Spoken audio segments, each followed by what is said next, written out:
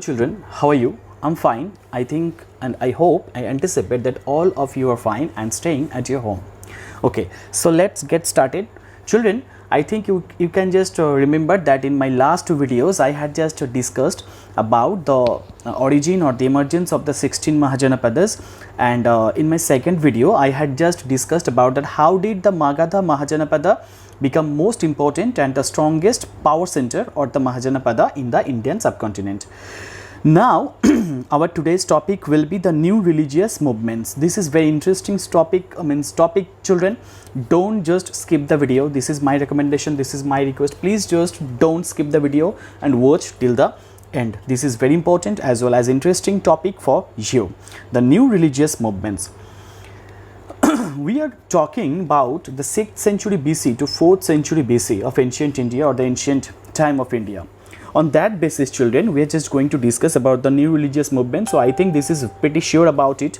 I mean, you have just got the knowledge about that in which period, in which term we are just going to discuss. It was since the 6th century BC and it will just come to an end to the 4th century BC and it will be just continued. Okay.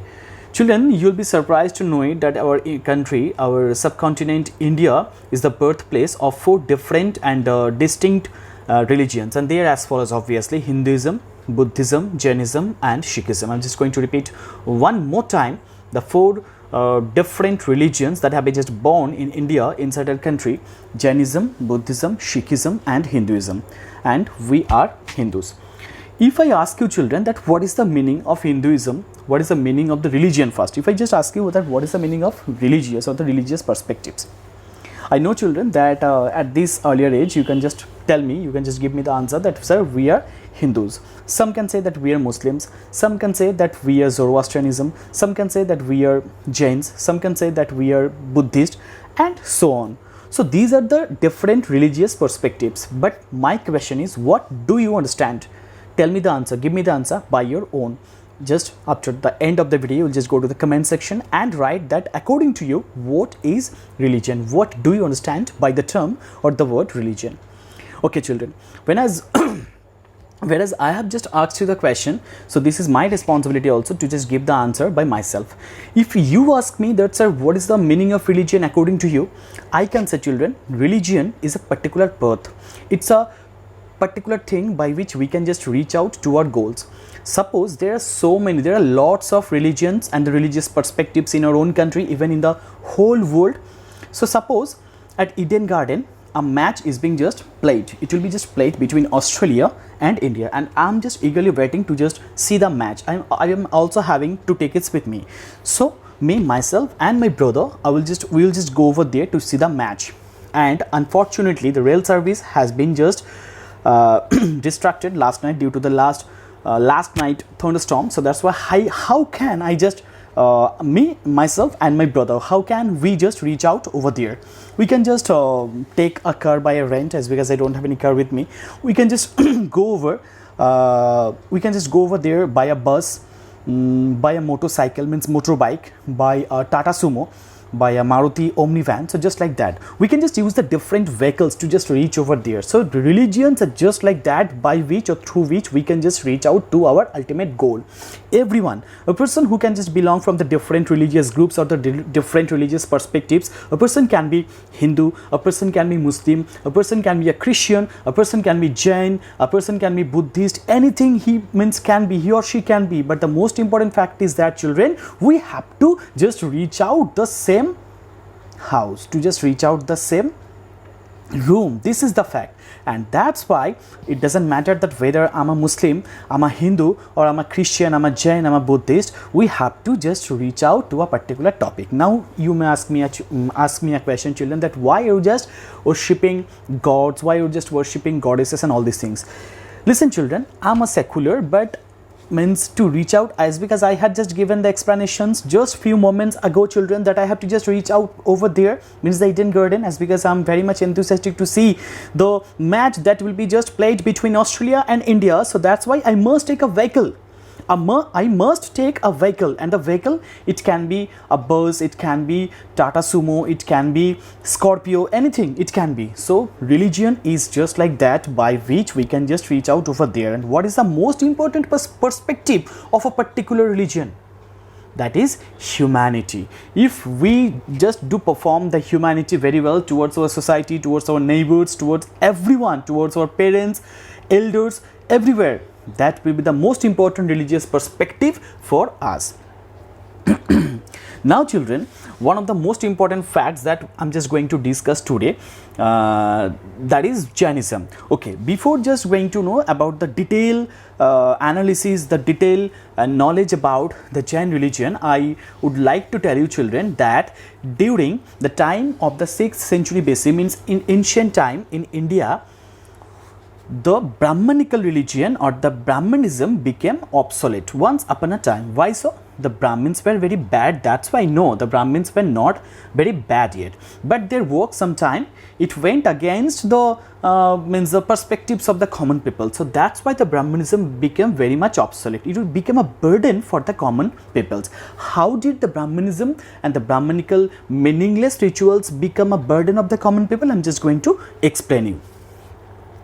You know children that with the beginning, with the emergence of the agriculture, during that time the population was just growing rapidly in the society. So it was very much necessary for a king, for a ruler, for a particular emperor or an empress to just conduct and to just provide the livelihood, so that the common peoples could just earn their own livelihood, isn't it? So that's why in two different ways they could just earn their livelihood. One, this is called trade and commerce, and number two, obviously this is agriculture or this is cultivation. So during that period, for smooth conducting of the cultivation of farming, means that the animals were very much important. Means the animals played a vital role for plowing the field. So that's why when the Brahmins, they told and that the yajna or yagna is very important. It means if you don't just participate, if you don't just perform the yajna or yagna at your home, the gods and the goddesses will not be happy with you.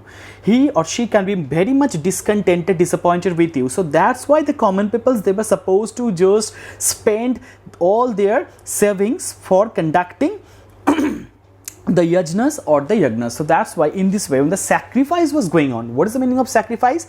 Sacrifice in the name of God and goddesses. When the common peoples, they had to just sacrifice their own cattle, especially cow, ox, and bullocks, all these things, all these animals in the name of gods and goddesses, that was called sacrifice during that time. So due to sacrifice of animals or the cattle, at the time there was a scarcity of the cattle, it was just remained. So that's why the common peoples now finally they had just come to know what is the evil intention behind the conducting the yajna or yagna of the Brahmins or the Brahmin Pandits at the time. For that reason, they were just moving forward to just search out another important religion. But during that time, no important religion was available. This was the biggest problem for that. Even the society was also just segregated. It was differentiated into 4 different castes. We have just already discussed in our class. That is, the first one is the Brahmin. Second one, this is called the Kshatriya. Number 3, this is called the Vaishyas. And the most downtrodden class or the humiliated of the society, they were considered as the Shudras. So the Shudras were the worst sufferer of the society, and they were looking forward to just find out a new religion which could be very much benefited or lucrative for them. And finally, 3 important religions had been just born over there, means during that time in ancient India. One is called obviously Jainism, our today's topic, and number 2, that will be Buddhism. By my next class, by my next video, I will just upload the detailed analysis about the Buddhism. And the last one is the Sikhism. Though the Sikhism is not a part of our syllabus, but if you are enthusiastic to just know about the about the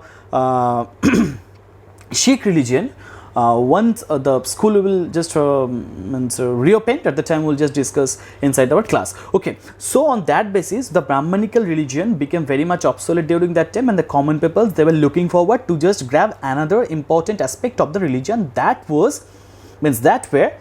Jainism, Buddhism and Sikhism. Not only that, the most important scripture of the Brahmanical religion or the Hinduism, that was Srimad Bhagavad Gita, that was written in the Sanskrit language during that time. The different things that were just written during that time in Sanskrit language, the Vedangas, the Upanishads, the Aryanyakas, everything was just written in the Sanskrit language, and Sanskrit language was very tough, it was very hard for the common people, so that's why it is not possible for them to understand what was written over there. So when the meaningless ritual or the elaborate ritual was going on, the common people, they used to just hold their hand like that, and they used to just listen everything, but nothing could be just understood by their brain, as because the Sanskrit language was very tough. Instead of that, if you see the Jainism, if you see the Buddhism, if you see the Sikhism, the main tenets or the principles or the guidelines have been just written in the local language or the vernacular language, and that is very easy for to just access. So that's why, just like English to us, so that's why it became very much important during that time. This was the second thing. And then number 3, that was the number 3 fact, that was sea voyage. It was very important, as because trade and commerce had to be conducted in a smooth way for the development, for the better economical development. So in the Brahmanical religion, the Brahmins, they had just clearly stated that if you conduct any sea voyage. Now let me tell you children that what is the meaning of the sea voyage. When a person, he does the voyage, means he just goes by waterway, he's just going through by waterway to just reach out to another country or to abroad. This is called sea voyage. And obviously at the time, sea voyage became very prominent. It was very important for conducting the trade and commerce, otherwise it could not have been possible for them to just smoothly run a better economic aspect. So that's why sea voyage was very much important, and the Brahmins, they clearly stated sea voyage is absolutely prohibited. If you conduct, if you just perform, if you exercise the sea voyage, you will be just thrown back outside the society. Means you don't have any birth in the society, you will not have any birth in the society, you will just lose your religion. That was one of the most important problems of the Brahmanical religions or for the Brahmins. So that's why the common people, they were just trying to figure out, to just find out a different religion, and this religion was obviously Jainism. Okay, so Jainism was one of the principal new religious philosophies of that have to come up, and that leading preacher of the religion, they were known as Tirthankaras. Those who were associated to just preach out the religion inside the country as well as outside of the country, means abroad, they were the preachers, they were came to be known as the Tirthankaras.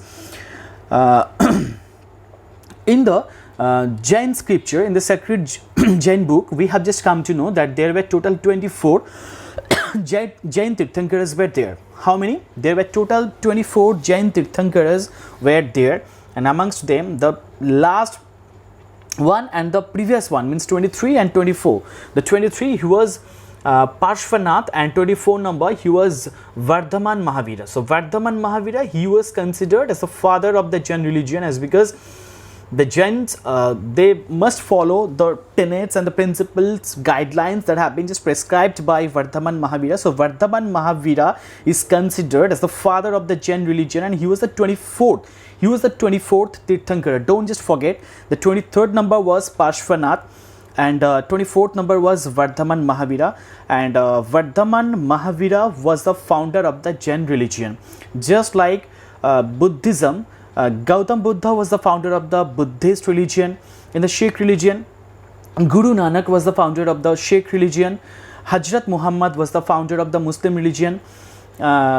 Jesus Christ was the founder of the Christian religion. So just like that, Vardhaman Mahavira, he was the last or the 24th Tirthankara, and he was the founder of the Jain religion, and 23rd number was Parshvanath. And the first one, his name was, it's not written in your book, just listen to me carefully. The first one and the first Jain Tirthankara, his name was Adinath or Rishabhnath. I'm just going to repeat once again for your better understanding. Adinath or Rishabhnath, he was the first one. Okay, Parshvanath, he was a prince of Kashi, and he was born approximately 250 years before of Mahavira.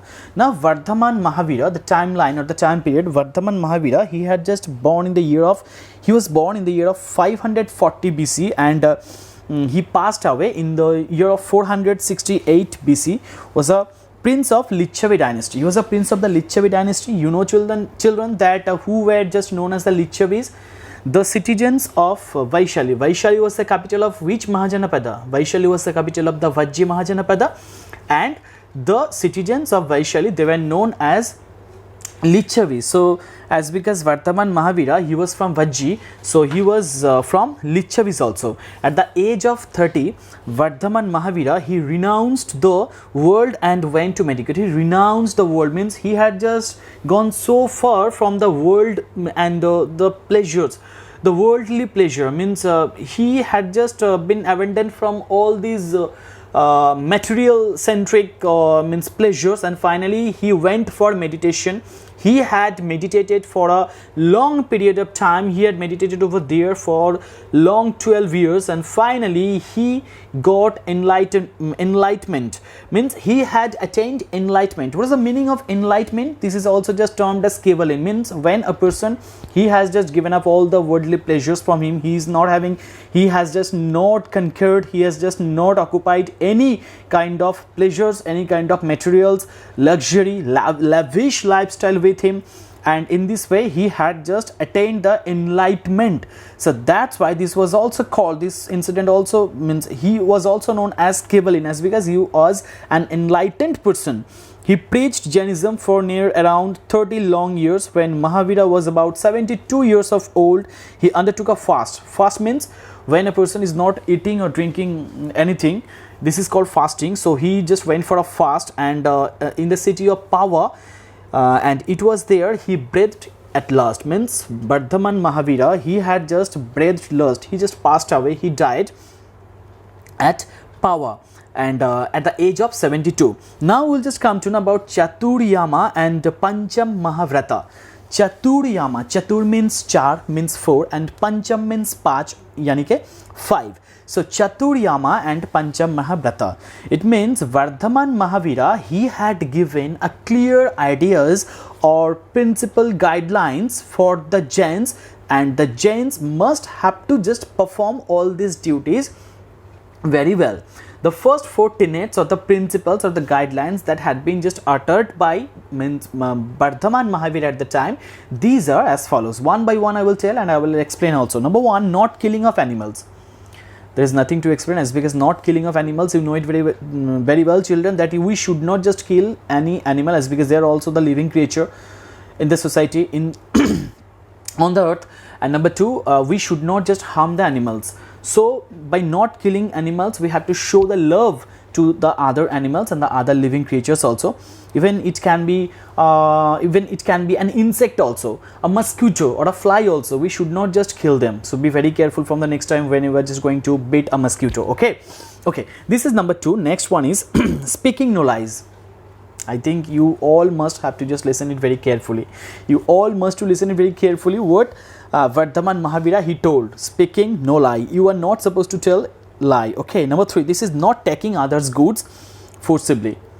You usually do at your class. I have seen sometimes, is because forcibly you take the pencils or the pencil box or the geometry box from others. This should not be done, children. So this again I'm just telling number 3 tenets of Vardhaman Mahavira. This is not taking others' good forcibly. And number 4, that is last but not the least, not making any properties for our own consumption. It means you cannot just save, cannot just save anything for you, means no savings will be done. You are not supposed to just maintain any savings for your future, as well as you won't be able to just consume consumption of any kind of wealthy things by you, and to store anything or for the future reference, for the future it should not be done. Means not making any properties for your own. So there should not have any kind of property for you. This is very different. This is very hard to all of us children. What we usually do at our everyday life, this is to just consumption foods, for consuming foods, and to just for a better savings, I think, children. Okay, now the 4 tenets togetherly are commonly called the Chaturyama, and the last one is called the Panchamahavrata. Along with the 4 different tenets or the characteristics or the principles, guidelines, Vardhaman Mahavira had just given one more idea to just practice the Jainism in a better way, and that came to be known as the last one. It is the Brahmacharya or celibacy. Brahmacharya or celibacy means you have to remain as a Kuvara, means you are not supposed to just get married with someone. I'm just going to repeat one more time, children. I know that this is very hard for all of us, but still you are not supposed to just get married with one another. So marrying of another and to just being a part of the productivity, this is not a part of the Jainism. If you are a Jain at the time, you must follow all these things. This is called the celibacy. But the last number, means the number 5, it was not, I think it was not very much prominent, or it was not very much mandatory for all the Jains. It is complementary. It is not a compulsory fact. Those who wanted to just conduct that or just perform that, they could just easily conduct or just or to just exercise that, and others, if they wanted to just skip it out, they could skip it. The first four are very important, and these are not killing of animals, speaking no lies, and number 3, this is not taking others' goods forcibly. Children, not to take others' good forcibly. You don't think that you can just do you can just steal something from your friends. No, this is also was not allowed in the Jainism. It means if we are a follower, if you are a disciple of the Jainism, if you are a follower of Vardhaman Mahavira, at the time you cannot steal from your friends anything. And the last one was not making any properties for your own consumption. The final one, the 5th one, that was the celibacy. The first 4 one was called the Chaturyama, and the last one, if that was added with the previous 4 one, that could be called as the Panchamahavrata. The 5th number was Brahmacharya or celibacy. I'm just going to repeat one more time. What is the meaning of the celibacy?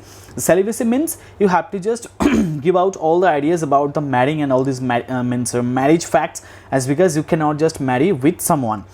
Okay, initially Jainism was very popular in states like Magadha, Videha, Koshala and Anga, different regions and different parts of the country. The Jainism became very popular, and present time Jainism is not very popular inside our own country. Beyond our country, means apart from our own country, in abroad also Jainism is also very much prominent. If you just go to Nepal, Bhutan, China and so many places of the world, you'll just find out the Jainism is there. Okay. Even the Mauryan king Chandragupta Maurya, he was the founder of the Mauryan dynasty. He was also embraced with the Jainism. This was the most important fact for the Jain groups or the Jain sense, because Chandragupta Maurya, he also just was embraced with the Jain religion.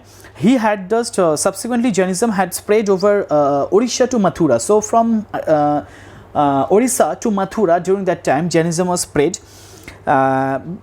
One most important fact, children, you must remember that just like Hinduism, we are having our sacred book that is called Srimad Bhagavad Gita, but according to the Jain literature, there is no perfect or a particular Jain sacred text.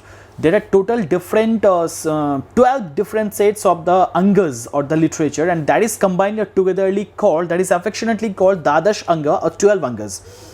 So if in your question, the question paper, the question comes that what is the holy scripture or the sacred book or the sacred scripture of the Jain religion, you can just write that will be what? That will be Dadash Anga or 12 Angas. 12 Angas. Anga spelling A-N-G-A-S. Now, after the death of Vardhaman Mahavira and towards the end of Chandragupta Maurya's reign, when most of the Jain saints, they at the time a dreadful famine, after the death of Chandragupta Maurya, when a dreadful famine just broke out, most of the Jain saints, they had just moved to Deccan, means to south. The departure had created 2 different sects of the Jainism. So this was the differentiation of the Jain religion. 2 different sects or the stages, groups of peoples, or the group of Jain saints were created at the end of the Chandragupta Maurya's dynasty. One is called Digamviras, and number 2, they were known as the Shvetamviras. The first, I will just going to discriminate on the basis of their principal guidelines and the tenets, that who were the Digamviras and who were the Shvetamviras. When the famine broke out, most of the Jain saints, they had to they had to just leave northwest Indian, and they had just moved to Deccan, means south. The departure had created 2 sects among the Jains. Bhadrabahu was the leader of the Jain saints, and he was the follower of whom? He was the follower of Vardhaman Mahavira. I repeat, Vadrabahu was the leader of the Jain saints, and he used to follow the guidelines of the Vardhaman Mahavira. As in Vardhaman Mahavira, he did not wear anything. Yes, he did not wear anything. Every time he remained naked. So the followers of the disciples of the that Vadrabahu, they were known as Digambaras. I repeat that, like Vardhaman Mahavira, Vadrabahu and his followers and disciples did not wear anything. They still remained, they remained at the time naked, and this is why they were known as Digambara. And they had stayed over where? Deccan, means south. And other sects or the other different groups, and they were the followers of the Parshvanath, and they were in favor, as because they were the disciples of Sthulavadra. Shvetamvaras were the followers of the Sthulavadra. Sthulavadra was the leader of the Shvetamvaras, and just like Parshvanath, they were in favor to just wear a white cloth, a white garment with them. They did not just remain naked, just like Vadrabahu and his followers or the Digambaras, as because they were Shvetamvaras. That's why they used to just wear a white cloth or white garment with them, and that's why they came to be known as the what? Shvetamvaras. So these are the two different groups of the Jain religion. Towards the end of the Chandragupta's rule, when the dreadful famine just broke out, the Jain saints, they had to just leave for northeast side of India, and they had been just settled down to the Deccan or the South India. Vadrabahu was the leader of the Jain saints, and they were the followers of the Vardhaman Mahavira, because Vardhaman Mahavira considered himself to not to just wear any garment with him, as because Vardhaman Mahavira. Now let me make it very clear to you children that why did Vardhaman Mahavira not wear any garment with him, as because he told can you just remember children, in his 4 main tenets, in number 3 he told number 4 he told that not making any properties for our own consumption, not making any property. So if, listen, I have just owned this t-shirt with me, this is my personal property, isn't it? So as per to the Vardhaman Mahavira, the last 4 tenets, it was just constituted that not to just consume anything that can be called as our personal property. So that's why he had just given all the worldly pleasure with him. He had just given up all the ideas. He had just given all these worldly pleasures with him, from him. So that's why this was very important. And even can you children can you just imagine how much devotee, in which way, how much important devotee he was. For that reason, even he did not just wear any cloth, as in if he just used to wear a cloth, it could be just constituted that it was the owner of that particular cloth, it was Vardhaman Mahavira. So that's why he did not wear a single cloth, as because the last and the foremost tenets of Vardhaman Mahavira, it was constituted that not to just consume any property, own property. So that's why he had given up all these ideas. They were known as the Digambaras, and the main leader of the Digambaras, he was Vadrabahu, and they had just stayed to Deccan or in South India. And on the other hand, Sthulavadra was the leader of the Jain saints who had stayed back in the North India. Sthulavadra was the leader of the Shvetamvaras, and he was the follower of the Parshvanath. The basic difference between the Digambaras and Shvetamvaras is that the followers or the disciples of Vardhaman Mahavira and Vadrabahu, they were known as Digambaras. They had stayed back to South India or Deccan, whereas the Shvetamvaras, they were the followers or the disciples of Parshvanath or Sthulavadra. Sthulavadra was the disciple of the Parshvanath. He was the 23rd Tirthankaras. Okay, so Parshvanath, he was the follower of extremely sorry children, was the follower, that is Sthulavadra. Okay, Sthulavadra was the follower or the disciple of Parshvanath, and they were the followers of Sthulavadra. They were known as Shvetamvaras. This was the basic difference between the Shvetamvaras and Digambaras. At the end of the 1st century AD, the problem or the quarreling that just came out open. The difference between the Digambaras and Shvetamvaras became very much prominent during that time. But I can hardly say that there was no much more difference between the Digambaras and the Shvetamvaras on the basis of wearing clothes or not. But still there was no difference actually. What was the tenets and what was the principal guidelines of the Jainism that was strictly followed by all the whether it could be the Digamberas, whether it could be the Shwetamberas also. There was no problem with that. Okay children, up to this, today you have just studied. If you're having any question, if you're having any doubt, any query, you can just write over there in the comment section. And I had just asked you one question. You must just write it in the comment section. Whenever you will just finish off your video, you just write it over there that according to you what is meant by religion. And don't just forget children, you have to just write the answer in one single sentence. So I will just come back soon with my new video. In the new video, my next video, I will just discuss about the Buddhism in a very easy way. So till then, stay safe, stay home. Okay, thank you, bye children.